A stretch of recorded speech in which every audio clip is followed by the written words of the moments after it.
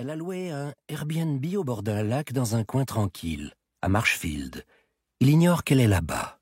Vous le savez. Car une fois encore, vous avez bien préparé votre coup.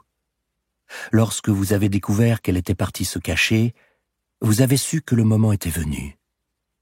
Vous sortez son portable et tapez l'adresse du Airbnb pour laisser une trace dans ses recherches d'itinéraire. La maison qu'elle a louée est un cottage au toit pentu. Elle y est depuis une semaine. Vous comprenez les raisons de sa démarche, même s'il ne peut s'agir que d'une solution temporaire. Vous vous garez dans la rue. Il est tard, 2 heures du matin. Mais vous savez qu'elle n'est toujours pas couchée. Vous laissez la voiture devant une maison de vacances inoccupée. Vous sortez le pistolet de votre sac à dos. Il y a de la lumière dans la cuisine. C'est là qu'elle doit être. Vous vous approchez pour jeter un coup d'œil par la fenêtre de la cuisine. Et la voici. Assise seule à la table avec une tasse de thé et un livre. C'est une jolie femme. Ses cheveux blonds cendrés semblent avoir été noués à la va-vite.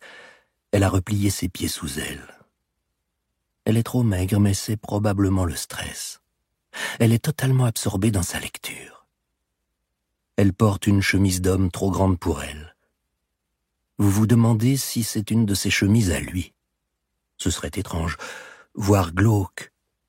Mais en réalité, la ville est également. Sans la quitter des yeux, vous tournez tout doucement le bouton de la porte. Vous ne voulez pas lui faire peur. La porte est verrouillée. Vous regardez le bouton. Il est vieux et branlant.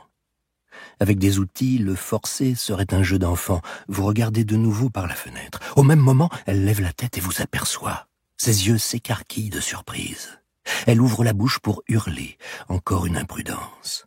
Vous avez déjà commis cette erreur la dernière fois, malgré toutes les précautions, et il n'est pas question de recommencer. Sans hésiter, vous assénez un coup de pied bien placé dans la porte qui cède sans difficulté. « S'il vous plaît !»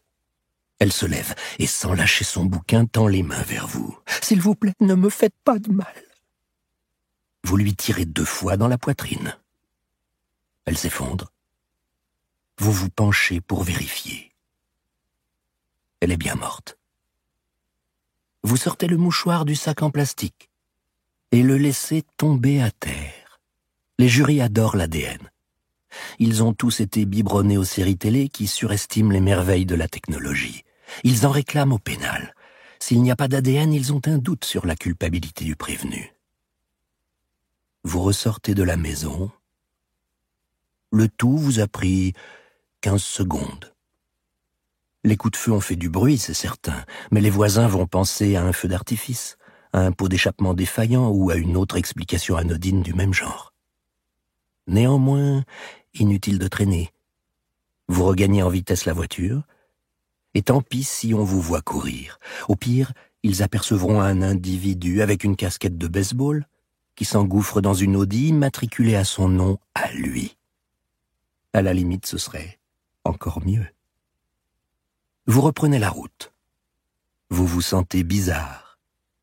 Tuer est exaltant, encore plus pour votre partenaire que pour vous, mais souvent, vous vous sentez étrangement vide ensuite.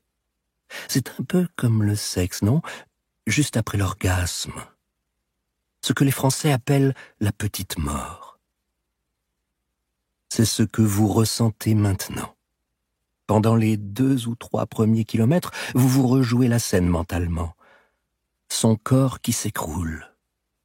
C'est excitant et à la fois un peu... comment dire... morne. Vous regardez votre montre. Il devrait être groggy pour encore au moins 3 heures. Vous avez tout votre temps. Vous retournez chez lui et garez l'Audi à l'endroit où vous l'avez trouvé. Vous souriez. La vraie jouissance, c'est maintenant. L'Audi est équipée d'un système de localisation, ce qui va permettre à la police de suivre l'itinéraire qu'elle vient d'emprunter. Vous entrez dans la maison et remettez les clés à leur crochet. Vous gardez la casquette au cas où il y aurait quelques-uns de vos cheveux dedans. Inutile de prendre ce risque.